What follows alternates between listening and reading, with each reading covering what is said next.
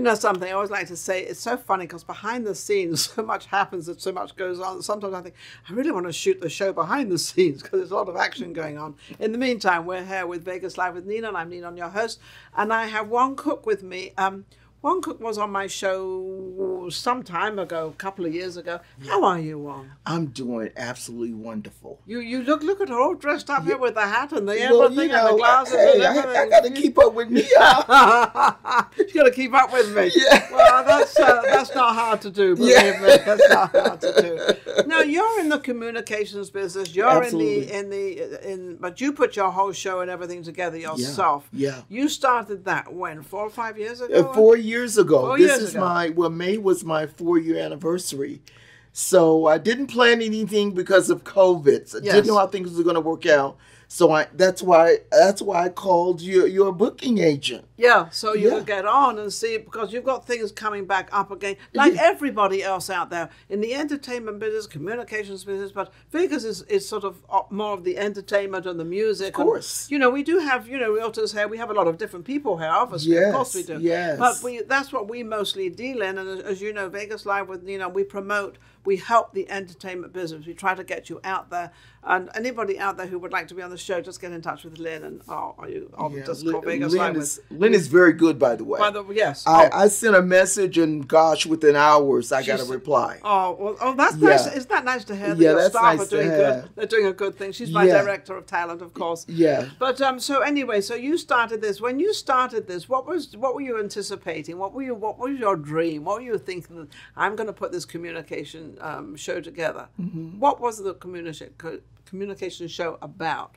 Well, basically, I wanted to create a platform for up and coming artists to get their music played. Okay. That's how it started. Okay. And then once I started bringing them on, I was like, well, we got to talk about something. Of course. So I added the interview piece to it. Okay. So now you can come on and get a live interview, play your music. Similar to my show. Yeah.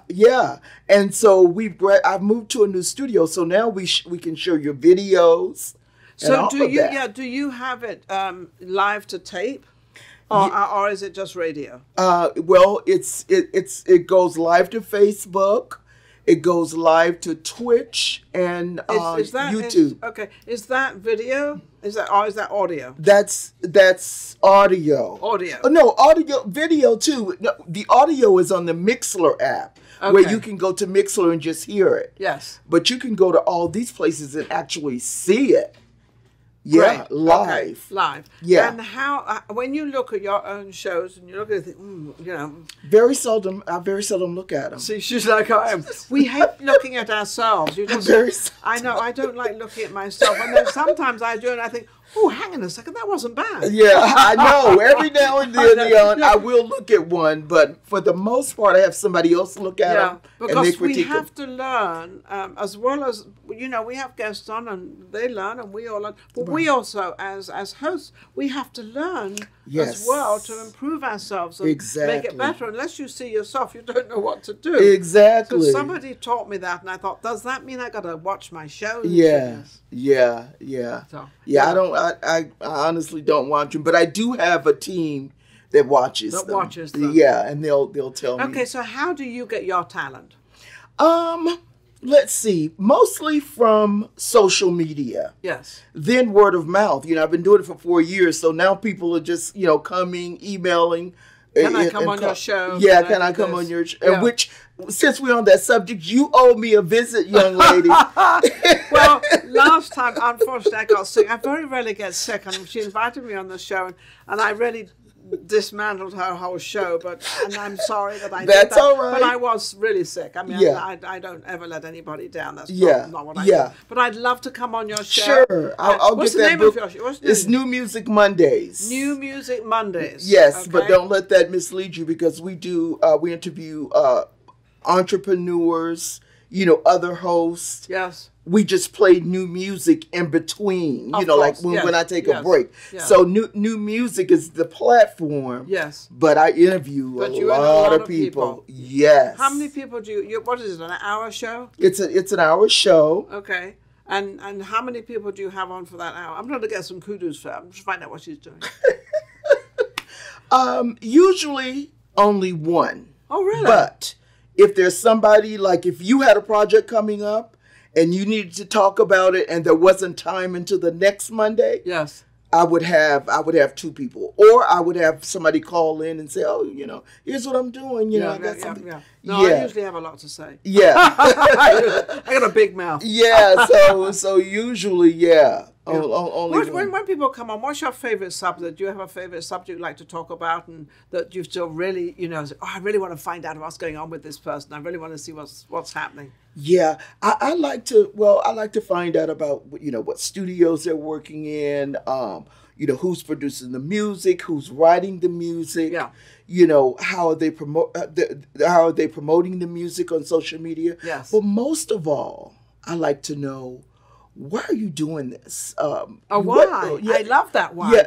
Yeah. What drives you? This industry is saturated with talent. Especially in Vegas. In Vegas, you've got everybody from all around. I'm not going to say just America, but all around the world. They come to Vegas to try to get a gig. Yeah. But there's not enough places to get a gig. There's more shows, which is pretty cool. There's more shows going on outside now because we've got all these bars opening. Yes. There's a lot of bars opening. So it used to be just the Strip. Yeah. But now... Oh, they're all over the place now. Yes. Fremont and just, in the city in general, there's a lot of things going on. So you have some artists, depending on what their goals are, that just wants to be a regional artist. Yes. Go to LA and, all these different, Arizona. They and do shows all around. Right. Yeah. And then you have those that are, just want to take it to the top. Those are the ones I ask. Yes. Like, how do you plan to get there? And what's the answer? Some of them have some pretty good answers. Because you've got to have a plan, haven't you? Yeah, you have to have a plan to do it. And most of them say, because these guys are, they're millennials, most of them. Yes, yeah. Their drive is unbelievable. Yes. And they just, they're just saying, book as many shows, do as much as I can on social media. The more you're out there, right, the more they see you, the more they're going to book you. Exactly. But also, when you're out there and it's the more experience you are getting. Yeah. Because that's what makes you climb, is if you keep doing like your show. I'm sure your show is completely different today than it was 4 years ago. It was. And that's because you've experienced, you've thought, well, I should do this that way, I should change this, right, I should talk this, I should ask this question. Exactly. It's a whole process. Yeah. And it just doesn't come in one day. You can't come to Vegas and be a star. No. Unless you're already a star. Unless you're already a star. And even then it's hard because there are a lot of stars already here. Yes. So it's a difficult, It's very difficult. Yeah. Do you think Vegas, all the hotels and everywhere, do you think they really do take care of their entertainers? Or has it become a little bit more of a corporate thing? I think it's more of a corporate thing now. I think the entertainers are just so desperate to work. Yeah. Until, if they have to take a little less or the fringe benefits are not that great, they still do it to get on board. Seen, to be out there because you've got to be seen. Otherwise, you can't be seen. Right. You can't be seen. So, in other words, it's a double-edged sword. So then that means the corporate will be able to get a cheap deal. And they know they can bargain that. Yeah, they know that. They know nothing against them. No. I mean, it's business. Business is business. But before, Vegas was not like that. But Vegas was all the entertainers, the Sinatras, the Dean Martins, and all these people. But it was not corporate at all. It was all singular. Oh, but now it is. It's different then. Yeah. Because it is all corporate right now. Because now, when we say corporate, we mean that there's one company owns 3 or 4 hotels. They might all be called different names, but they're owned by the same company. Exactly. So they all run them the same. Yeah. And all they look at is the bottom line. How much money do they make at this bar? So if I don't make money at that bar, I've got to do something about that. Yeah. They just look at the bottom line. Yeah. And they look at the bottom line of entertainment, not realizing that the entertainers can bring in customers. They bring in customers. Yeah. Like for my show, for example, I would love to get into a room at one of the and just have live, you know, just have the show live there. Yes. But it would cost me an arm or a leg. And you can't do that. To get in there. I want to do that too. I was actually going to Westgate to the cabaret room. I haven't pursued it because I know what's going to happen. We want this, and this, and this, and this. Yeah. And then my particular show, probably like your show, we don't charge for people to come in. Right. And you wouldn't. Right. But what the hotel would get, they would get the gambling. The people coming in to gamble. Yeah. But they also will get the bar, so people want to drink and everything else. Right, so they can make money. I don't know how much we would make. We would make it on sponsors or whatever. Yeah, sponsors. You know? Yeah, through sponsors. That's the only way we would make money. Marketing. That way we wouldn't have to charge, you know, the guests. No. But it's a great opportunity. Do you charge your guests to come on your show? No. No. Now, you know... Actually, I need a check from you. Yeah.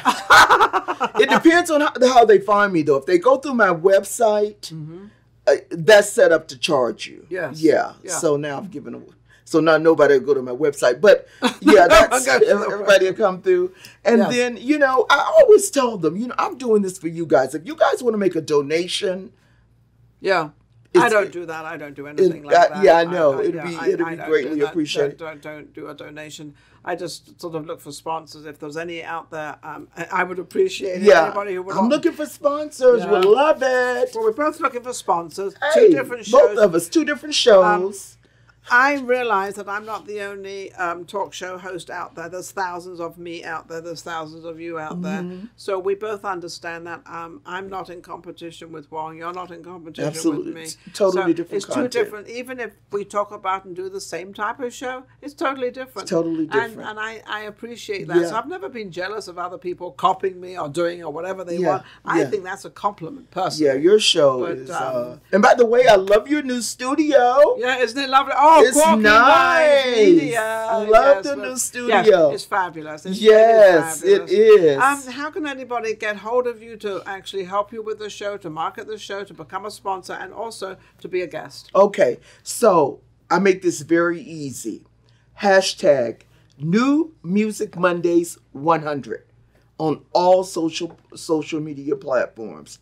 Hashtag New Music Mondays 100. You can DM me on any of those social websites. Also, I have a Cuts Communications Network website. That's CUTTSCOMM.net.com. And Cuts, by the way, was my maiden name. Your maiden name? Yeah, my maiden name. So you were married and not now? Yeah, not now. You have any children? Yes. Oh, wonderful. I have a 40-year-old. What do you mean a 40-year-old? Yeah.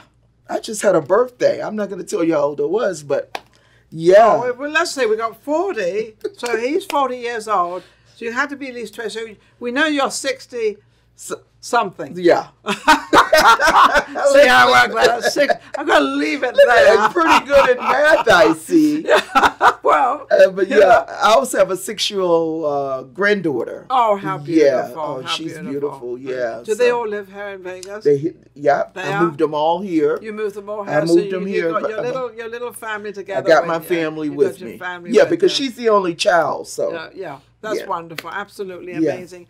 Well, you've been, don't forget, Wong Cook. She's just absolutely wonderful. She's in her 4th year of in the entertainment business and trying to help our entertainers out there, which means entertainers and people in the music business. I also personally, Vegas Live with Ninon deals with real estate and banks and everything else. I have an open forum. But at the same time, I do mostly entertainers and music because that's what we do. Yes. So don't forget to go to YouTube, Vegas Live with Ninon, and subscribe. I'd also like to thank James Kelly. James Kelly has given us this studio, Quirky Minds Media. So we have a place that we can actually, record our show. And we're just in good shape for the shape we're in. Absolutely. We'll be right back with our next guest. Thank you so much. Okay, amazing you're lady. welcome. Peace. Take care. If you enjoyed the last show we just did and all the other shows, don't forget to subscribe, Vegas Live with Ninon on YouTube. We've got plenty more coming up and our guests are amazing. So don't forget to subscribe. We'll be right back, Vegas Live with Ninon.